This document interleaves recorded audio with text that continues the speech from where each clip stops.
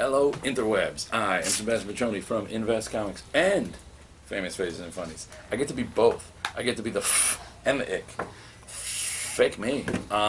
Gently with a chainsaw. My co-host today will be a Pac-Man clock because I have one. Last week, in case you couldn't tell from all of our back and forth, was most likely Sean's last regular appearance as a host on FFFIC, because he has moved on to greener pastures. He now works here part-time, and greener pastures because he left to get more money and is working at a place where he has to wear green. So it really is green. Plus, this will be our special congratulatory episode because young Sean, who always refers to himself as Sarah's boyfriend, will now be referred to as Sarah's fiance, for they are in fact engaged. I like to think of it as I'm not so much losing a co-host as I am gaining Sarah. But that doesn't really work unless I was Sean's father. And then be all weird and Darth Vader-y. And I think the age difference almost kind of works, at least by Brevard County, which is where we film standards, because I could have been like a teenager when it happened. And I think that's the age that most people have kids in this county. But yeah, so special congratulations to Sean and Sarah. Congrats, Sean and Sarah. Jay, you can pop up like a picture of a Ninja Turtle and a Pink Ranger. You know, kind of just pop them up here for a second. It's like love. And weird potential species crossing. But anyway, let's dive into this because I got a big stack, and Pac-Man ain't gonna just wait around. He's got things to do. He's got dots to eat and ghosts to turn into eyeballs. So, first up, this came out last week, and I had no idea anything about it. This is Afterlife with Archie, special variant. Hot dog, little collar with blood up. What's happening? Oh my God, this was amazing. This, by all rights, there was nothing about this that should have appealed to me except for the fact that it is Francesco Francavilla doing the artwork, and he is amazing. But this is like the sleeper hit of eternity because I had no idea. This is so good. So good. So good. And the story, Archie Comics shouldn't, especially Archie Comics Zombies, should be like ridiculous. What the hell can it? But no, it's actually like moving. Like, oh my God, it got to me. It's the beginning, first time. What? And the explanation for how zombies end up in Riverdale is brilliant. This is well done, well thought out. It is brilliant. I don't know how much to tell you that. It's amazing. Speaking of things that are brilliant and well thought out, Uncanny X-Men number 13. It's chapter 8 of Battle of the Atom. This Battle of the Atom crossover has been really, really good. In fact, at yesterday's roundtable, and Rick told me that I need to say this in the review, I referred to this as, it's kind of like meth. Hear me out, because in order to make meth, you take stuff that you go, well, this isn't any good, and this isn't any good, and this isn't any good, and you mix them all together, and you get something that, wow, this should be really bad, but it makes you feel good, but has a nasty stigma that when you tell people, oh, I take meth, they look at you like, really?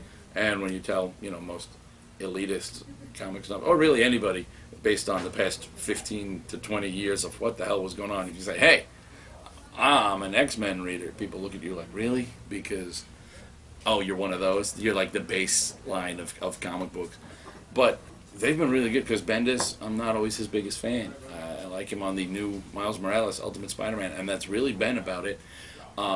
X-Men, I'm not their biggest fan. I liked them, like, I think, back when, John Byrne and Dave Cockrum were drawing them. Those are the last X-Men stories that I think were really, really good. So mixing two things that I don't really like shouldn't work out with it being one of my favorite things. Plus, crossover events in Marvel, I tend not to like them. But this is really, really, really good. And I'm really and I think I like, there's a bajillion X-Men teams in current continuity, much less start bringing in things from, X-Men from the past and two different sets of X-Men from the future. But the one set of, super cool porn stash Colossus's X-Men, I love. Okay, Wiccan as like the Sorcerer Supreme on an X team, awesome. Vampire Wolverine, One-Eyed Jubilee, brilliant. Iceman, Wizard Iceman versus Iceman Monstrous Hulk, Ice Hulk. I don't know what to tell you. This is just amazing. or uncanny. Hunger, number 4, is I don't care. It's really the only review. I find myself not even reading these as I read them anymore. I'm really just trying to keep up to find out, okay, so this is going to end the Ultimate Universe. I just want to, but none of this does anything for me. Some people have been liking it, so if you like it, if this is your thing, it's your thing. But it just doesn't do anything for me. It just doesn't. I don't know. There's it's not bad per se. There's just nothing in it that particularly grabs me. So I guess that's less of a review than an opinion. But the book itself is okay. All the right ingredients are there. There's just nothing in it I like. How's that? It's like the opposite of this. This has all the ingredients that would make me go, nah, I'm going to pass. And I've been loving it. This has all the ingredients that make me go, okay, that sounds interesting, and then I don't care. So, weird how the universe works. Speaking of how the universe works. How the universe ends. Yeah, how the universe ends. Superior Spider-Man, number 19. Oh, Dan Slott. You are a sneaky little bastard, because by all rights I want to hate you. But you just won't let me. You just won't let me. I wish I could quit you, Dan Slott. Literally, I wish I could just say, I'm done reading this. But I can't. It's like Brokeback Spider Island. I just can't quit. And this leaves nice potential for, they could do all sorts of interesting things with the way some of this ends. Doc Ock continues to burn all of Peter Parker's bridges. Just all of them. But, if Peter Parker ever does come back, he's going to spend like the first year just getting punched in the face by everyone he's ever met, ever. And he'll have a pretty good idea why, as long as he knows that Doc Ock's been him for a year. But, he won't know this business. He's like, look, I don't know. I get it, but I don't know what I did. But there's also some very cool possibilities for young Miguel O'Hara, who does he does take on a cover ID, literal like secret ID, that is like just the worst mashup of his own name. But he's from the future. It's not like anyone's going to go, oh wait a minute, don't I know you in the year 2019? No, the time travel doesn't work like that unless you hang out with the X-Men. So, it's all good. But it's got much potential, and there are certain ways they could go with this that would even leave me going, okay, okay. Well played, Mr. Slott, well played. Green Lantern, New Guardians, number 24. Mostly I'm reviewing because I'm sad that my Sean is gone. And it's Kyle Rayner, his favorite Green Lantern, which is why my wedding advice to Sarah would be watch out for refrigerators and shiny purple Captain Atom villains. Just saying. Just putting that out there. You guys, when you guys are putting out your wedding gift list, don't put full-size refrigerator. Put mini fridge. You don't want anything that you might be able to fit in. Just don't put it on there to be safe. Yeah, or you know what? Just eat out a lot. Just go to restaurants. Have Sean bring home sandwiches from his new job. Because, that's an inside joke. You guys don't get it, internet. But no, Sean gets it, but he's not watching. He didn't watch it when he was on it. There's no way he's watching it now. So, that's a joke just really for my own benefit. But this book was okay. I pretty much stopped on the Green Lanterns. I just periodically pop in to see what's going on. The only lanterns I'm reading anymore are Red Lanterns because A, Guy Gardner, B, Charles Soule. That's all I care about. That's all I need to make me happy. This was okay. A lot of people are loving the lights out thing. People are talking about it, so that's good for the Green Lantern. I read a lot of books now, so I can't just read the books that I'm just okay with anymore, because then my eyes will bleed and I'll look like that hanging on the fence bleeding eye zombie on Walking Dead, which was so good. They killed Impulse and Phineas. That's a lot of things to kill, with a premiere. That's how you start off. It's like, hey, let's kill Impulse from Smallville and Phineas from Phineas and Ferb, and they did, and it was good. But this is okay. Rogue's Rebellion is possibly the best thing to come out of the Flash since the New 52. You still got Bugaletto writing it, and Patrick Zircher. Oddly, I like Patrick Zircher, but this threw me because I've gotten in my head so used to how these villains, the rogues, look, as drawn by how's his name that draws the Flash? You know who it is. He drew the Superboy stuff and Adventure Comics and stuff. So he's good. You know him. That's half the reason people said, "Ooh, I'll jump on and read those books." But I got used to the way they look, and they don't look like that here. But the story was good enough. I was kind of meh on the Battle for Arkham or the Battle of Arkham, whatever the hell it is, Arkham Wars. But Rogue's Rebellion, I really, really like, and this makes me think of two of my friends who are on a first-name basis. I got two friends who that's all they do is they talk about the rogues like they're actual people. They only call them by their actual identity names. Half of the time, most of us don't know who they're talking about. And this book made me think of them, and this is because they're kind of still mixed on the New 52 incarnation of these guys. But I think they'll be happy with this. Justice League of America #8. Ooh, Psycho Head Trip Jail. Is interesting. I like it. I like what they're doing. I'm liking the Forever Evil, the main part of Forever Evil, Forever Evil and the Justice League crossovers. So I'm good with this. The artwork is nice. It's what the hell's his name? It's Doug Mahnke.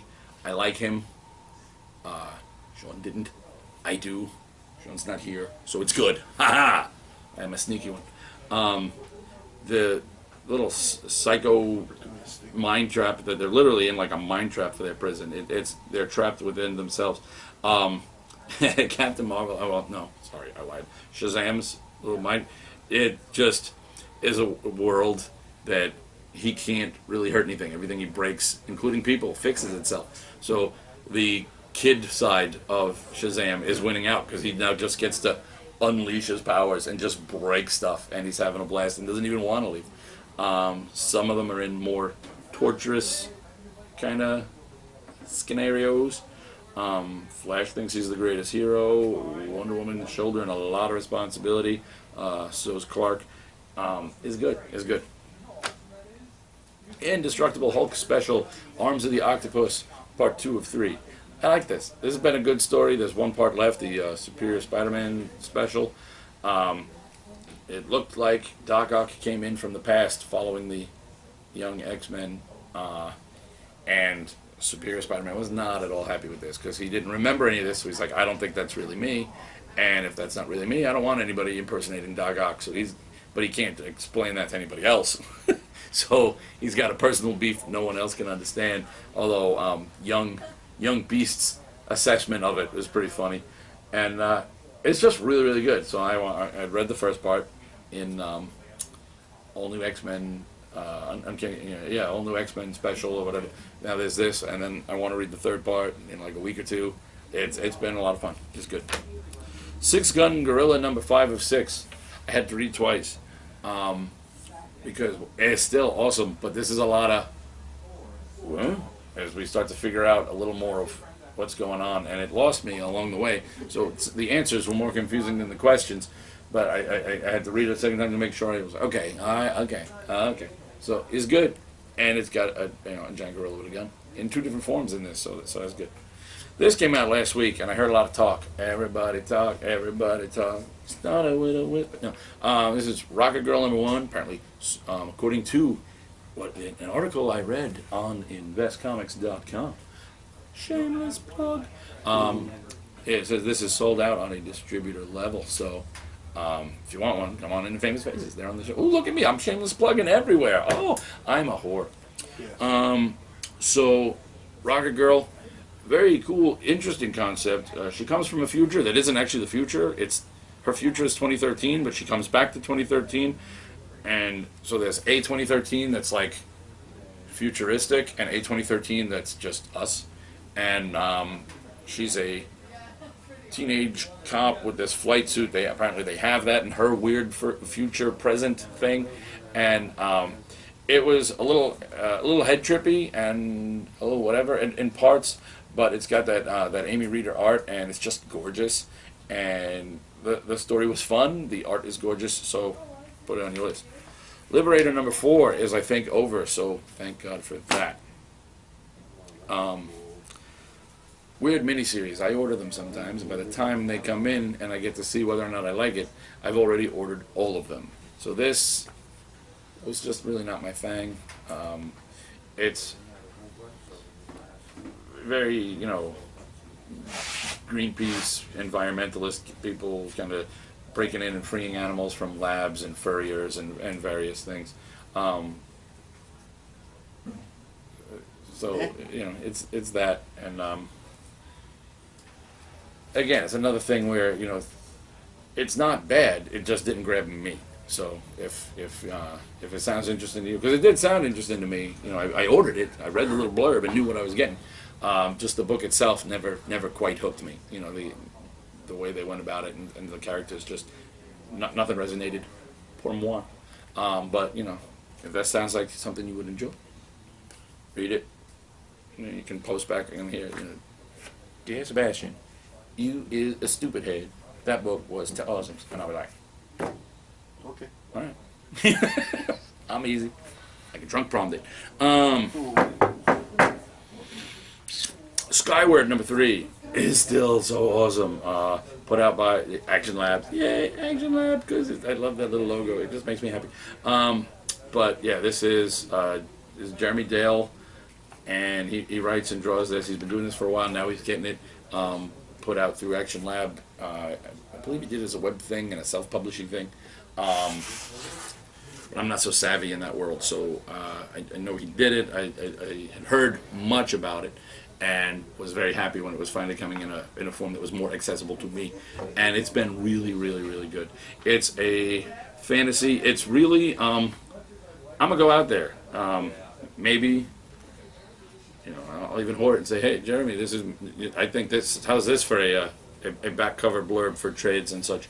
It's a worthy successor to Telos. Yeah, I said it. I meant it. And because that's the feel. You know, the story is its whole own thing, but the feel that I get is that kind of wide-eyed wonder fantasy story that I used to get reading Telos, and it is. It's a worthy successor to Telos. So there you go. If you're too young to know what Telos is, then you know, you go to go to mycomicshop.com and get those. Hawkeye continues to be awesome and finally gets back to dealing with the actual plot of the death of Grills. So it is a sad issue. But I'd probably get the Barton Brothers, the Fabulous Barton Brothers, which I think if they change the title, I would buy 2 copies of the Fabulous Barton Brothers. You have the David Aja artwork. You got that Matt Fraction Hawkeye. It still continues to be, even with the giant gap between following the main story and the giant gap between the last issues, but it's still hands down, I think, the best thing Marvel's putting out.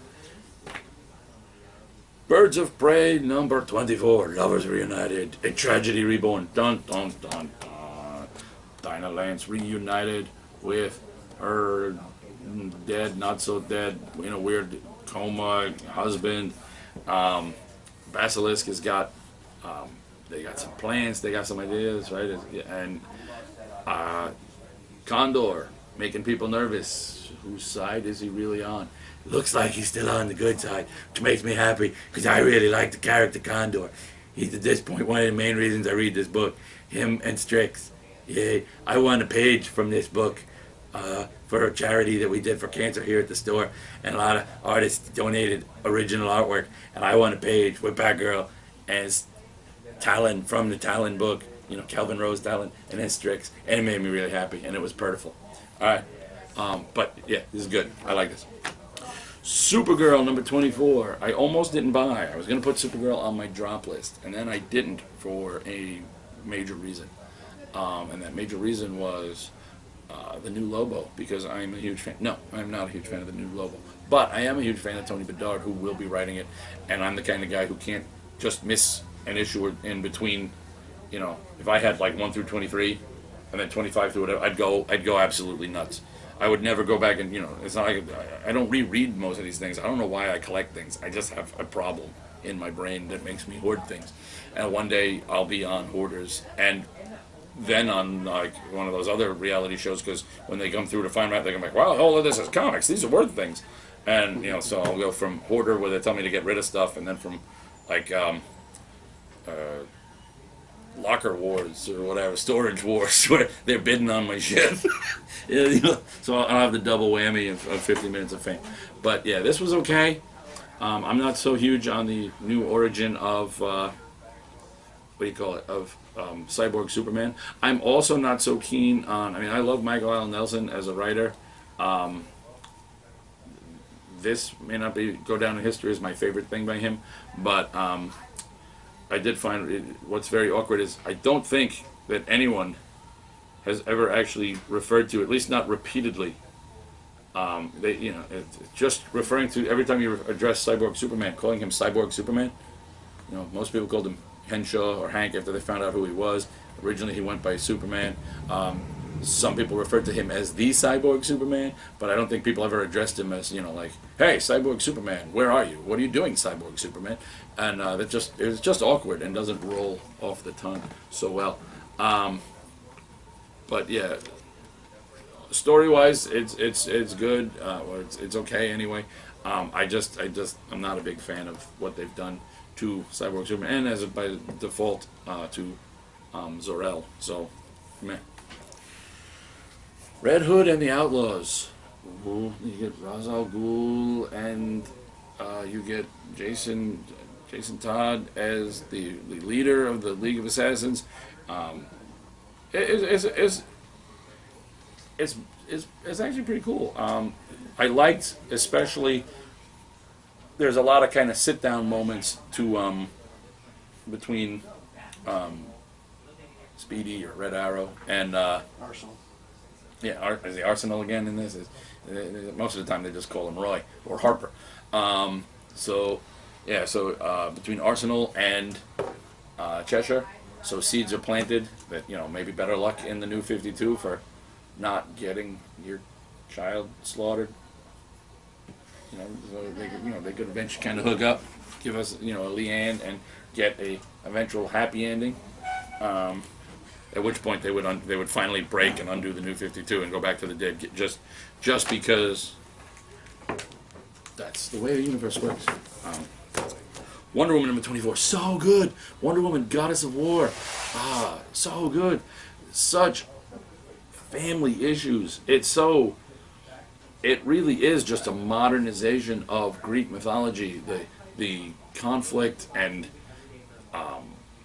just drama, you know, of the relationship between the gods, and they're just put in a modern setting, and it's really, well, there's a great moment where you know, Hera just breaks down and is crying just like baby Zeke, and Apollo is a little shit, I guess a big shit. You know, eventually the firstborn is getting out, and no one is doing anything. The hardest part, no one is doing anything right for when that inevitable scenario happens. The hardest part of the firstborn's day when he first escapes is going to be deciding who to kill first, because they're all just extra pissing him off while he's in chains. And never gloat over someone more powerful than you when they're shackled, because you know they're getting out, and then you're just screwed. Sixth Gun, number 35. This book is up to 35. It is so good, and this issue was so, and we get a turning point for young Rebecca, for Becky, and then we get a real turning point for the Gray Lady and Griselda, the Gray Witch, and Missy Hume. Yeah, their relationship has taken a turn for the not so great for one of them, and yeah, wow, it's the powerfuls. It's the powerfuls. Vibe number 8 is breaking my heart because it's ending, because none of you listened to me when I told you that this was a great book, and number 10 is going to be the last one, and it didn't even get a solicit that says final issue. It just kind of gets a, yeah, we didn't solicit for it for January, so suck it, December will be your last one. it's going to be a very sad Christmas at the Piccione house when I'm crying over my vibe. Thank you, stupid fans, for not reading that, but freaking Teen Titans continues to sell. I hate everyone. But this is really, really good, and you'll never know. The In Crowd, number 3, all right, from Big Dog Inc., continuing the High Tide tie-in with the teen heroes as they were, saving the day and fighting each other, saving the day, and it's really well done. It's who does the art on this? CB Zane. I don't know what the CB stands for, but CB Zane does the art. It's pretty good. Eric Esquivel does the writing. He's just awesome, and it's really well done.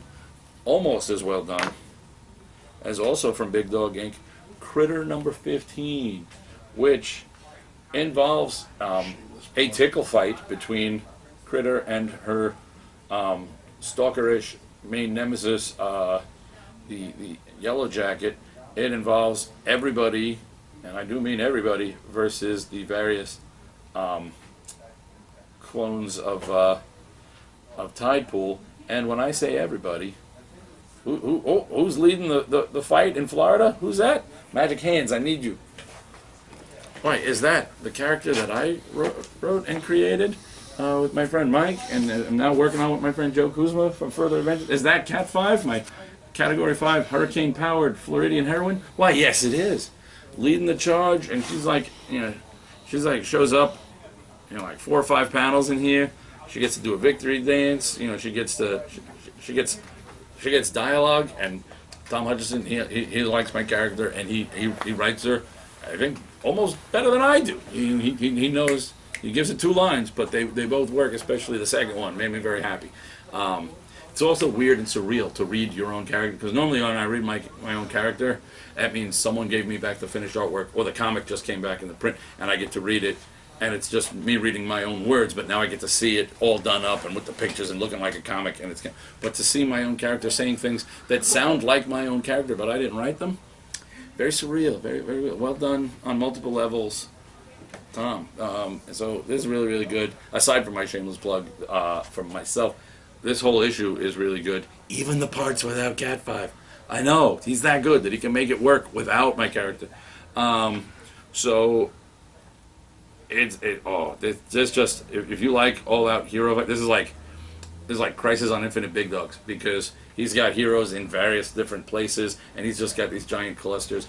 He borrowed, my character and a couple other people's. He used Ocho and Alligator, a name I wish I'd thought of, a name that actually fits in with several of my other, bad pun names.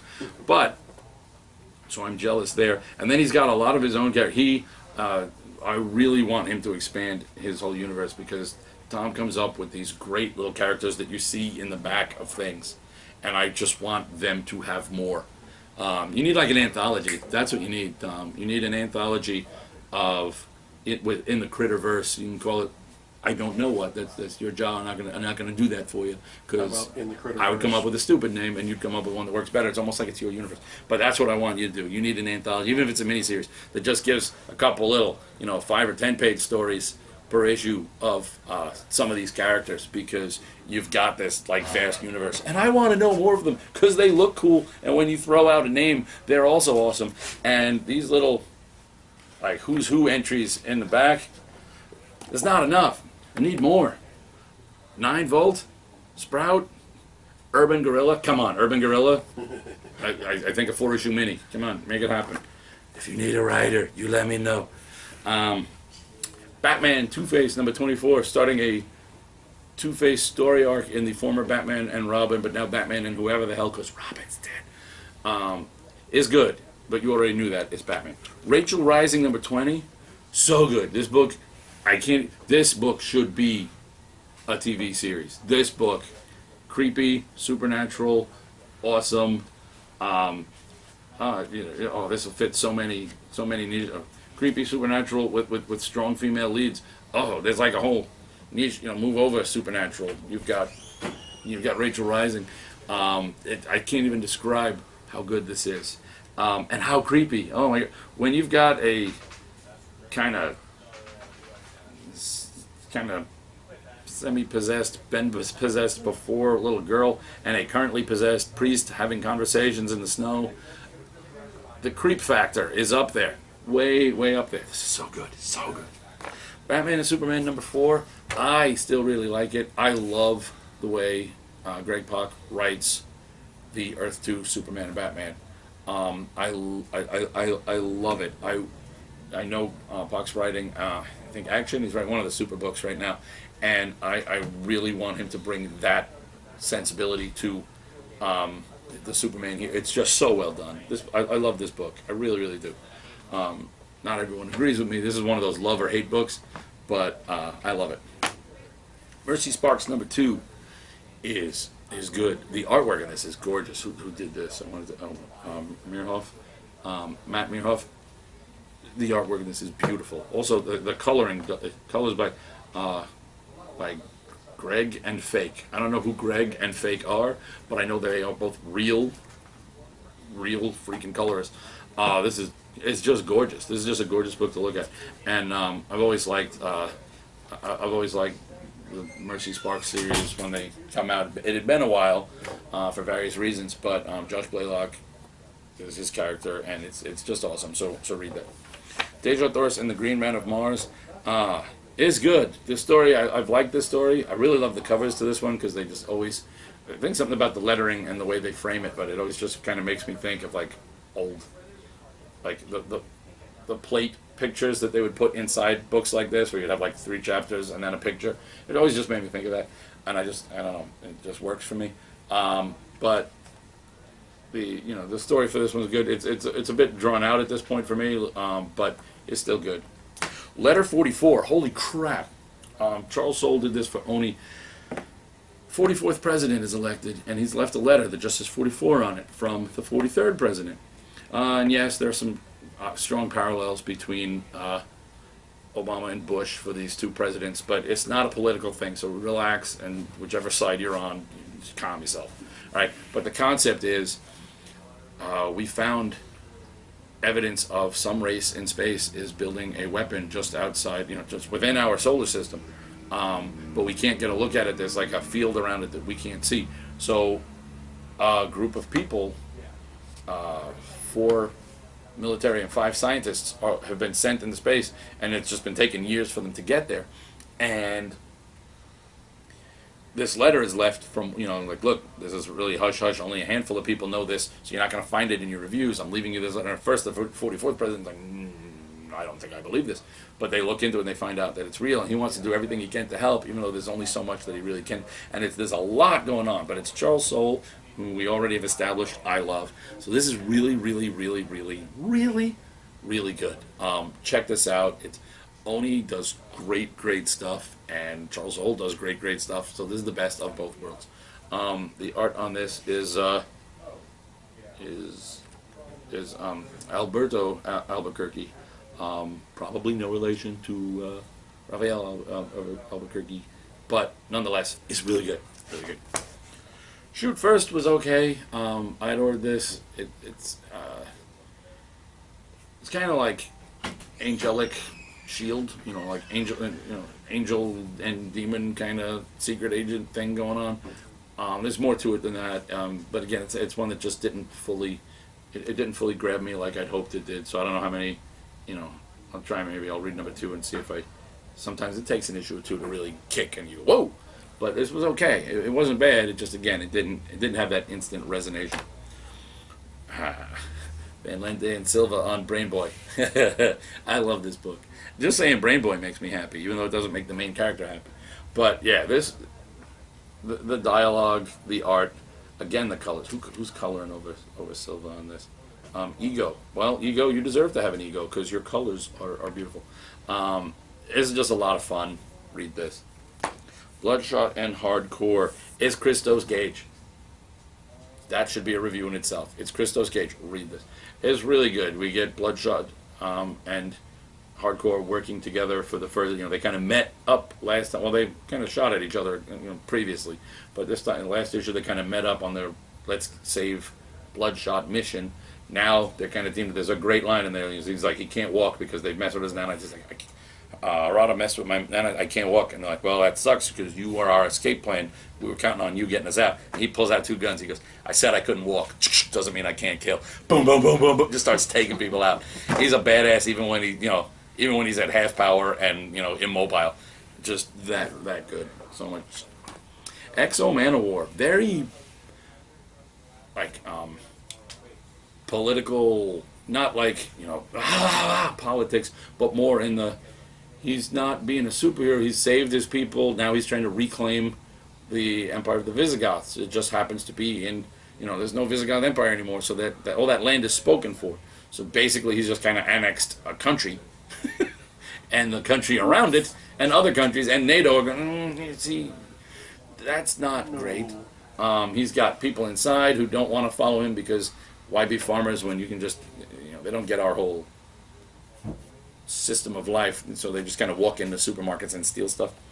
But so he's fighting on he's struggling against his own people. He's struggling against the world. It's very heady stuff for a quote unquote superhero comic.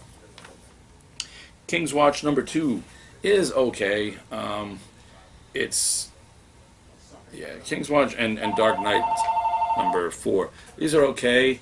I think it's really, Dynamite does a lot of these, crossing over the public domain characters, and it just, I think it's almost overkill. Shadow #18 is really, really, really good. I've been liking Shadow. This ends, or at least ends for now, dun dun dun, the Light and Shadow story, because Light, a kind of religious zealot equivalent of the Shadow, has been killing people, and Shadow's been getting in the way because she's a little less choosy for what she thinks is right and wrong, and who where Shadow goes for, you got to be badass for Shadow to kill you. Hers, if she views it as wrong, then you're gonna die, and it's a little, And finally, we mentioned Francesco Francavilla back in the beginning of this. If you're still watching, I'm a bit long in the tooth, but this is the Black Beetle hardcover. That miniseries was gorgeous. It is like some of the best noir to come out in comics since the 30s and 40s.